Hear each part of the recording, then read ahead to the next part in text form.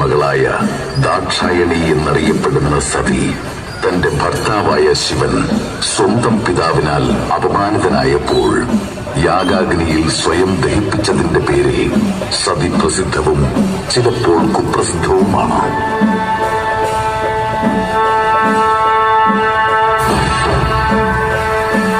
ദക്ഷ പ്രജാപതിയുടെ ബൃഹസ്പതി സഭായജ്ഞത്തിൽ ശിവനെയും സതിയെയും ഒഴിച്ച് ബാക്കി എല്ലാ ദേവഗണങ്ങൾക്കും ക്ഷണമുണ്ടായി. എന്നിരുന്നാലും തന്റെ പിതാവ് നടത്തുന്ന യാഗമായതിനാൽ ക്ഷണിക്കാതെയും പങ്കെടുക്കാമെന്ന തീരുമാനത്തിലെത്തിയ സതീദേവിയെ ശിവഭഗവാൻ തടഞ്ഞു. ദേവി അപമാനിതയാകുമെന്ന് മുന്നറിയിപ്പും നൽകി. എന്നാൽ ദാക്ഷായണി പിന്മാറാൻ കൂട്ടാക്കിയില്ല. ഒടുവിൽ യാഗശാലയിലെത്തിയ സതീദേവി സ്വന്തം പിതാവിനാൽ അപമാനിതയായി.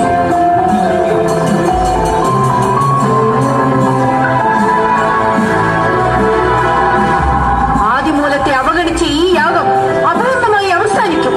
ശിവഭഗവാനെ പത്നിയെ അപമാനിച്ചതിന്റെ കൊടും ശിക്ഷ നിങ്ങൾ അനുഭവിക്കാൻ പോവുകയാണ്.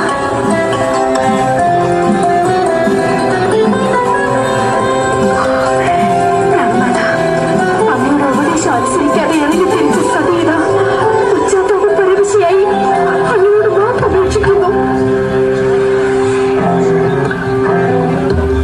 പതിയുടെ വാക്ക് കേൾക്കാത്ത പത്നിക്ക് സ്ഥാനമില്ലെന്ന് ബോധ്യമായി. പ്രഭു, അപമാനിതയായി ഇവർക്ക് അങ്ങയുടെ തുറമുമ്പിൽ വരാൻ പോലും അർഹതയില്ല. പ്രതിജ്ഞയനുസരിച്ച് ഇവിടെ ഇതാ ഈ ദേഹം ഉപേക്ഷിക്കുന്നു.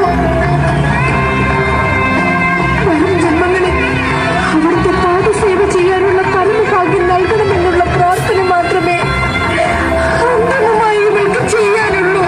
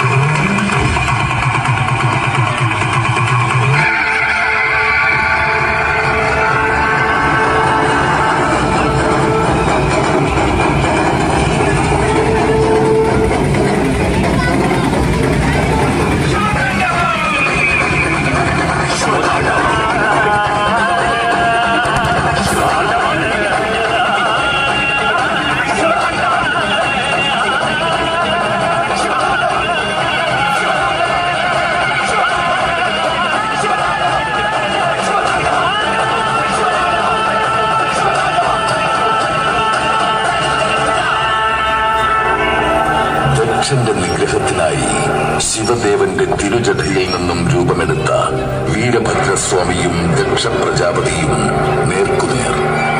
ദക്ഷന്റെ ആയുസ് അവസാനിക്കാൻ ഇനി നിമിഷങ്ങൾ മാത്രം.